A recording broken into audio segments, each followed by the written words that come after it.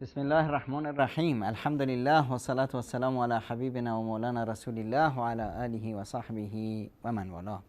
سلام و صد سلام و صد درود خدمت شما، نامه‌های جاویدان تاریخ آینده بشریت. شمایی که میخواهید در پیش خدا و خلق خدا برای خودتون یک نام و نشانی رو به جا بذارید، مثل یاران رسول اکرم صلی الله علیه و سلم و اونهای دیگی که در این مسیر حرکت کردند و تونستن تا امروز کاری بکنند که ما و تا روز قیامت که وقتی اسمشون رو میبریم بگیم رضی الله عنهم، رحمهم الله، علیهم السلام، علیهم الصلاة و السلام. خدا پدر و مادرشون رو بیامرزه و براشون دعا کنیم، نامشون ماندگار و یادشون جاویدان. یک موردی که بسیار مهم هست که در تغییر و تحولات فکری در جامعه، خب این بهایی هست که باید فرد پرداخت کنه، بهای رشد، بهای شکستن زنجیرهای بردگی. این زنجیرها رو که میخوای بشکنی، خب این جامعه و این افرادی که شما رو به عنوان برده خودشون میدونن دیگه تحمل نخواهند کرد، اذیت و آزار میشی.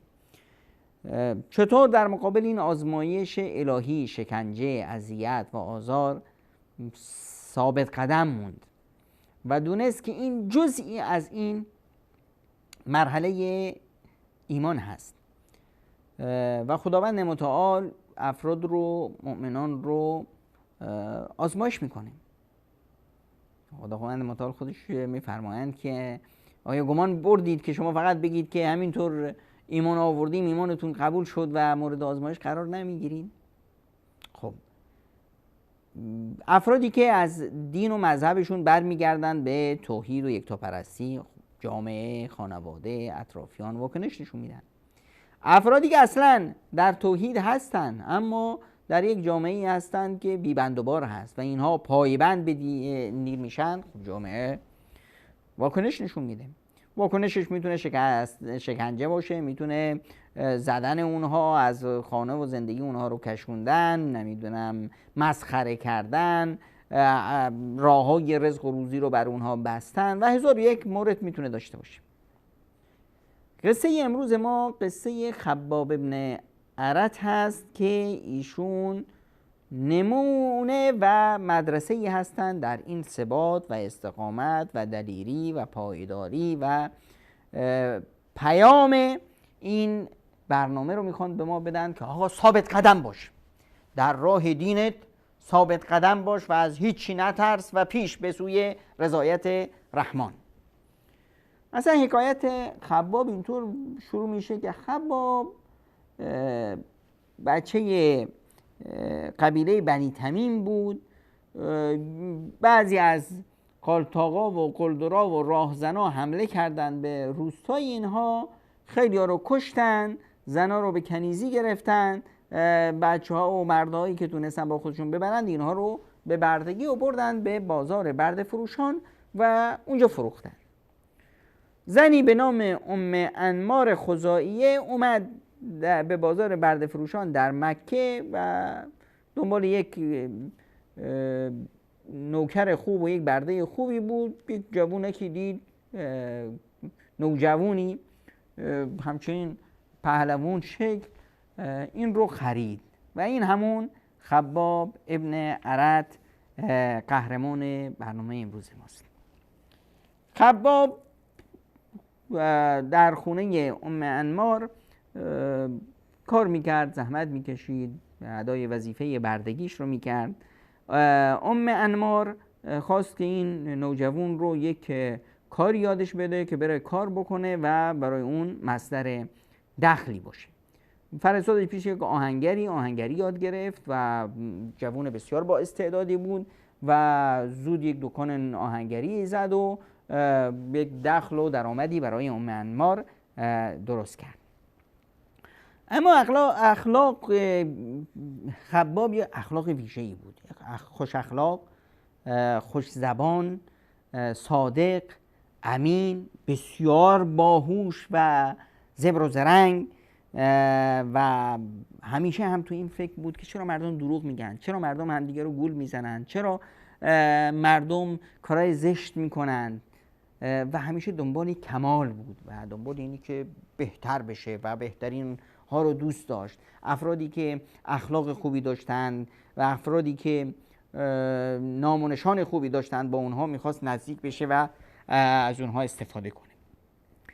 در همین اثنا بود که پیامبر اکرم صلی الله علیه و سلم به نبوت برگزیده شد و خباب هم وقتی که خبر نبوت رسول اکرم صلی الله علیه و سلم رو شنید و پیام‌هایی که این مرد برای بشریت داره که همش پیام‌های اخلاق و ساختن یک انسان هست، شیفته پیامبر اکرم صلی الله علیه و سلم شد و اومد مسلمان شد. از اولین افرادی هست که مسلمان شد. شاید از 6 نفر اولی که مسلمان شده باشن خباب ابن الارت باشه.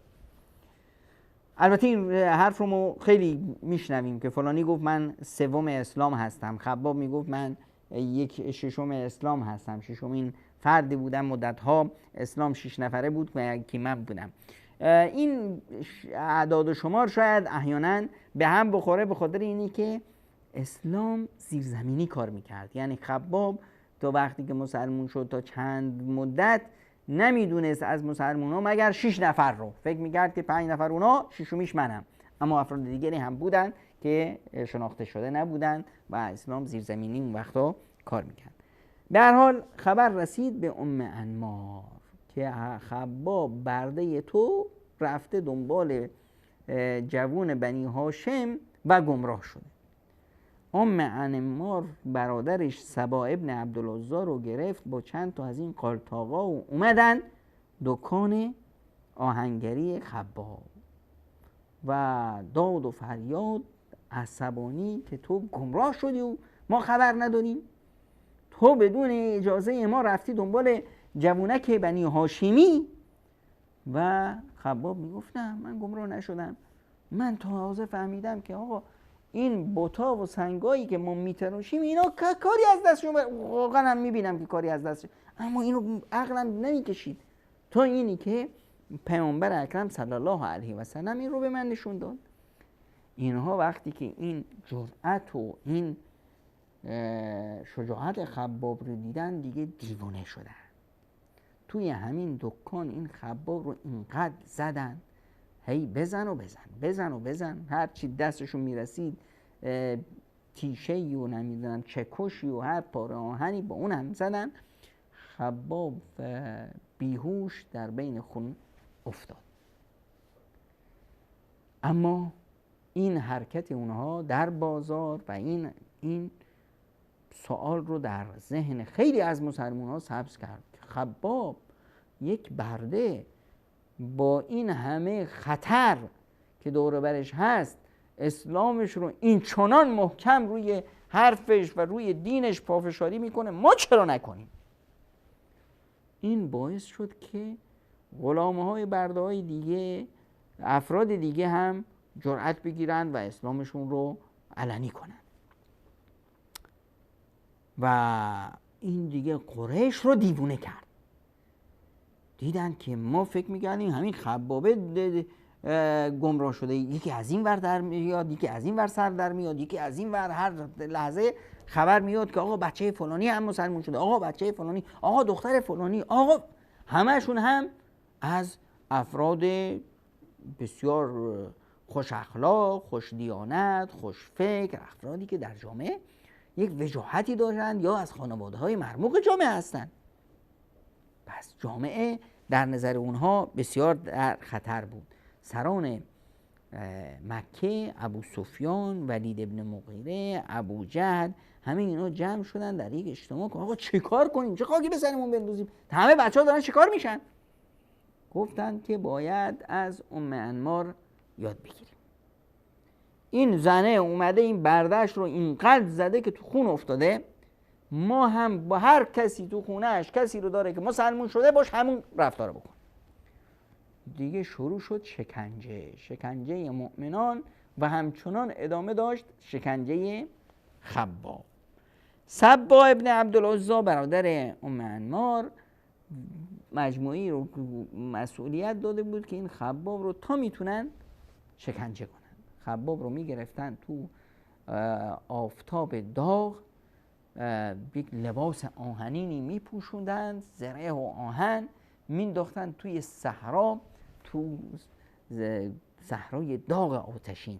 این آهنا گداخته میشد و این مرد شکنجه میشد و تا میخواست آب و از تشنگی میخواست بمیره، وقتی که آب طلب میکرد فوراً بت‌ها رو می آوردن جلوی روش که ها بیا این اول از این لات و عزا آب بخوا و از این بت‌ها رو احترام بگذار تا ما بهت آب بدیم. و اونم میگفت که این بیچاره ها اینو سنگن، اینو که توان نفع و ضرر برای خودشون ندارن، چطور دیگه به من کمک کنن؟ و بدین صورت این مرد این شکنجه ها رو تحمل میکرد که بعضی وقتا خود امام انمار میومد آهن رو میذاشت توی کوره، آهن داغ میشد، گداخته میشد، این رو میذاشت روی سر خباب و خباب از شدت این آتش بیهوش میشد و میافتاد. این قصه همچنین ادامه داشت و خباب کاری نداشت، توانی هم نداشت مگر اینکه دعا کنه و از خداوند بخواد که این ظالمان و مستبدان رو به سزای ننگین اعمال خودشون برسونه. تا اینی که دعای خباب مؤمن پرده آسمان رو پاره کرد و به شرف استجابت رسید و ام انمار مریض شد. اونم چه بیماری، مثل سگ داد میکشید و گریه میکرد از درد سری که داشت. این ور و اون ور، نه دکتری تونست براش کاری بکنه نه کسی.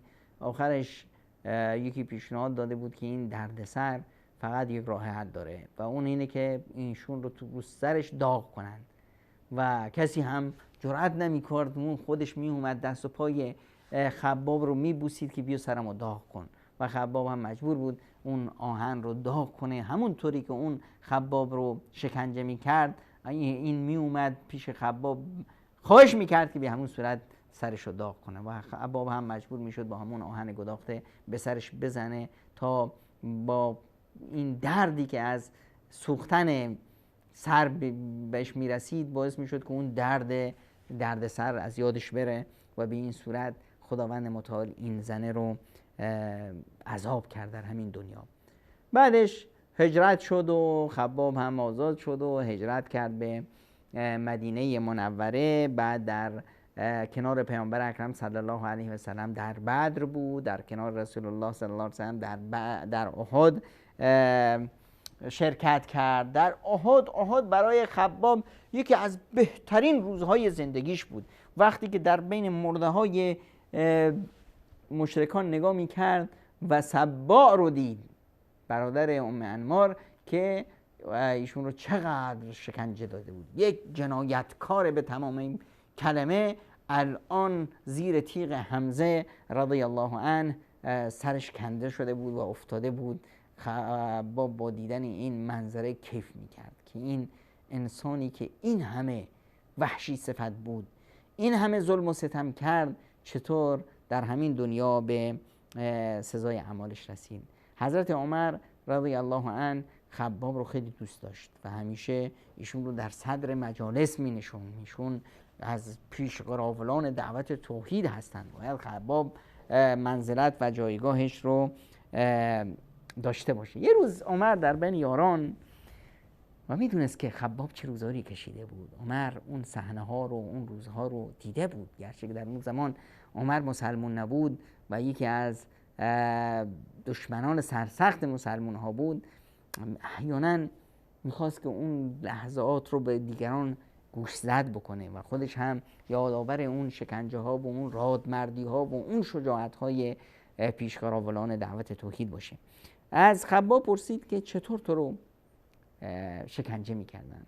خباب هم که نمیخواست این تاریخ رو بیاره و نمیخواست این اجر و ثوابی که از الله متعال دریافت کرده بود در مقابل اون صبر و ثباتش اون رو به رخ دیگران بکشه. ساکت بود، نمیخواد چیزی بگه. اما حضرت عمر زیاد اصرار کردن. در اصرار حضرت عمر آخرش خباب مجبور شدن لباس خودشون رو بالا بیارن تا مردم پشت کمر خباب رو ببینن. با دیدن این صحنه اشک بر گونه‌های همه جاری شد. خباب در جلوی روش سینه و پهلوانی داشت، اما پشت کمرش هیچی نداشت. وقتی این استخوان‌های خباب رو می‌دیدن گفتن چی شده، چه بلایی به سرت آوردن؟ خباب تعریف کرد که چطور ام انمار و سبا و این ظالمان مستبد اومده بودن و یک زمین رو کاملا اخگر گذاشته بودن و ایشون رو روی همین اخگرها میکشیدن و تا این همین پوست و همین پی و گوشت و آبی که از جسمش میرفت همین ها این اخگرها رو خاموش کرد و لذت میبردن از این شکنجه و بدین صورت هنوز آثار اون شکنجه ها بر خباب بود.